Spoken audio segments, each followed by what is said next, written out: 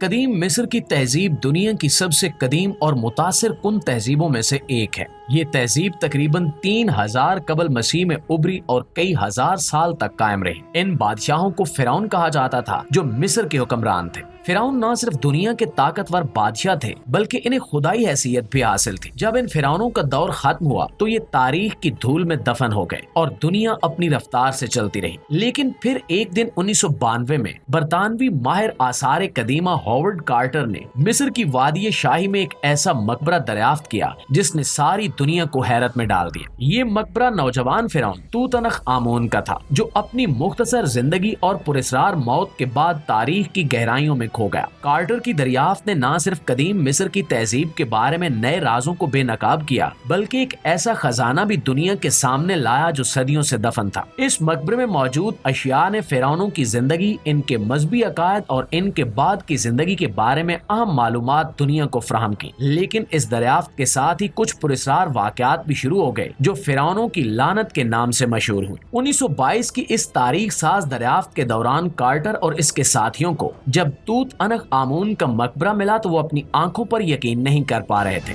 مقبرے کی دیواروں پر نقوش، سونے کے تابوت، قیمتی زیورات اور نایاب اشیاء کی موجودگی نے اس مقبرے کو دنیا کے عظیم ترین آثار قدیمہ میں سے ایک بنا دیا۔ یہ خزانہ نہ صرف دنیا کے لیے حیرت کا باعث تھا بلکہ ایک نئے خوف کا آغاز بھی تھا۔ مقبرے کے اندر موجود خزانے کی حفاظت کے لیے قدیم مصر کے لوگ اپنی خاص رسومات اور دعاؤں کا سہارا لیتے تھے۔ لیکن جب ان اشیاء کو باہر نکالا گیا تو ایک سلسلہ شروع ہوا جو نہ صرف کارٹر کی ٹیم کے لیے بلکہ دنیا کے لیے بھی ایک خوفناک تجربہ ثابت ہوا۔ کارٹر کی ٹیم نے مقبرے کی دریافت کے بعد اس کے اندر موجود خزانے کو باہر نکالنے کا کام شروع کیا، لیکن جلد ہی ان لوگوں کو عجیب و غریب مشکلات کا سامنا کرنا پڑا۔ لارڈ کارنارون جو اس مہم کے مالی معاون تھے ایک پراسرار بیماری کا شکار ہو گئے۔ ان کے گال پر ایک مچھر کے کاٹنے سے انفیکشن ہوا جس نے جلد ہی پورے جسم کو اپنی لپیٹ میں لے لیا۔ وہ شدید بخار اور درد سے تڑپتے رہے اور چند دن بعد ان کی موت ہو گئی۔ حیرت انگیز طور پر جب ان کی لاش کا معائنہ کیا گیا تو ان کے گال پر موجود زخم بالکل اسی جگہ تھا جہاں توت عنخ آمون کی ممی کے چہرے پر ایک زخم تھا۔ لارڈ کارنارون کی موت کے بعد ان کے بھائی ایبی گریفن کو بھی غیر معمولی حالات کا سامنا کرنا پڑا۔ ایک دن وہ اپنی گاڑی میں سفر کر رہے تھے جب اچانک گاڑی کا کنٹرول کھو بیٹھے۔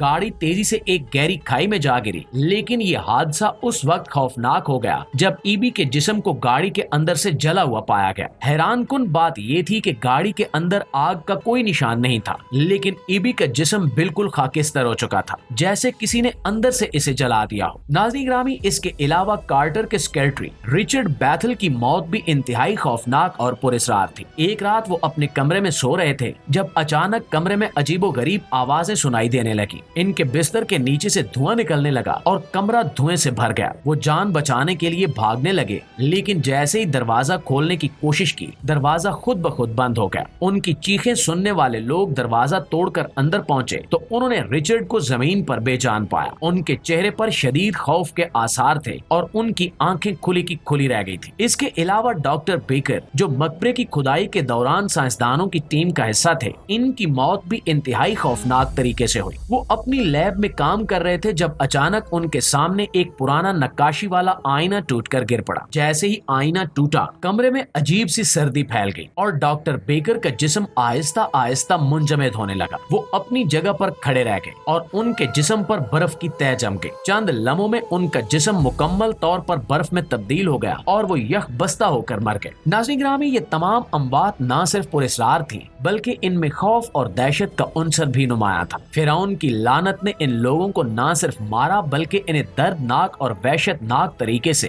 موت کے گھاٹ اتارا گیا جس نے لوگوں کے دلوں میں ہمیشہ کے لیے خوف کی کیفیت پیدا کر دی۔ ان پراسرار اموات کے بعد توت عنخ آمون کی ممی کا راز مزید گہرا ہو گیا اور کئی دہائیوں تک کوئی بھی اس لعنتی خزانے کے قریب جانے کی جرات نہ کر سکا۔ مگر جیسے جیسے وقت گزرتا گیا جدید سائنس اور ٹیکنالوجی نے انسانوں کو ایسے ہتھیار فراہم کیے جو ناقابل تصور تھے۔ 21ویں صدی کے آغاز میں کچھ بے خوف سائنسدانوں نے ایک نیا اور انتہائی خطرناک تجربہ کرنے کا فیصلہ کیا۔ وہ توت तूत अनख आमून की ममी को दोबारा जिंदा करना चाहते थे। ये प्रोजेक्ट एक खुफिया और महफूज लेबॉर्ट्री में सरंजाम दिया गया, जहां जदीद जीनियाती इंजीनियरिंग, बायोमेडिकल टेक्नोलॉजी और दीगर पेश रफ्ता आलात का इस्तेमाल किया गया। इस तजुर्बे के पीछे वही जज्बा था जो हमेशा से इंसानी तजस्सुस को तहरीक देता रहा है, और वो तजस्सुस है माजी के राजों को जानने की कोशिश। लेकिन इस बार ये तजुर्बा न सिर्फ तारीख को जिंदा करने की कोशिश थी, बल्कि एक ऐसे राज को बेनकाब करने की भी कोशिश थी जो सदियों से छुपा हुआ था। इस प्रोजेक्ट को अंजाम देने वाली टीम में दुनिया के बेहतरीन साइंसदान शामिल थे, लेकिन ये कोई आम साइंसदान नहीं थे। इनमें से कई ने इन पुरस्कार अमवात की दास्तानें सुन रखी थी जो तूत अनख आमून के खजाने को छेड़ने की वजह से हुई थी। इनमें से कई साइंसदान इन अमवात को इत्तफाकिया समझते थे, लेकिन कुछ को यकीन था कि वो एक नाकाबिले तसव्वुर खतरे का सामना करने जा रहे हैं।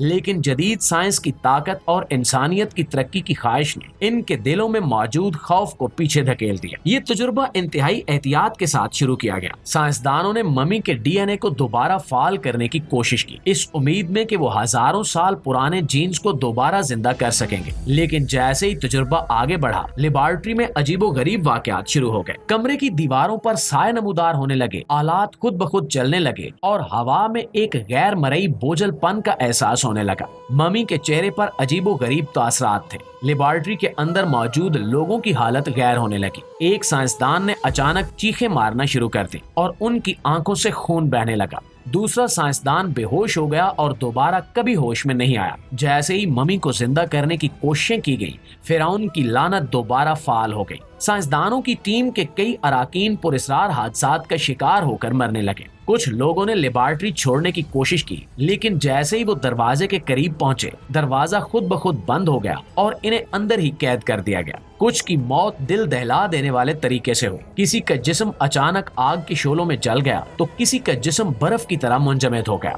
आखिरकार इस पुरस्कार तजुर्बे को रोक दिया गया। फिरौन की ममी को दोबारा जिंदा करने की कोशिश नाकाम रही, लेकिन इस कोशिश ने एक नई लानत को जन्म दिया। इस प्रोजेक्ट के बाद इस मुहिम में शामिल होने वाले तकरीबन तमाम अफराद पुरस्कार तरीके से मर गए और दुनिया को ये सबक मिला कि कुछ राज हमेशा छुपे रहने के लिए होते हैं। प्यारे साथियों, ये कहा जाता है कि उस वाक़े के बाद ये ममी किसी नामालूम और पुरस्कार मकाम पर मुंतकिल हो गई। कई लोगों का मानना है कि ये ममी अब भी दुनिया में कहीं मौजूद है और काले जादू के माहिरीन आज भी इसकी तलाश में सरगर्दा हैं। इनका यकीन है कि इस ममी में ऐसी ताकतें पोशीदा हैं जो दुनिया को बदल सकती हैं या शायद फिर दुनिया को तबाह कर सकती हैं। फिरौन की लानत और इसकी ममी का मुहिम्मा आज भी जिंदा है और इसकी खोज में निकलने वाले आज भी पुरस्कार अमवात का शिकार होते रहते हैं। फिरौन की ममी की तलाश और इसके साथ जुड़ी लानत का खौफ आज भी लोगों के दिलों में जिंदा है और शायद ये मुहिम्मा हमेशा के लिए एक राज ही रहे।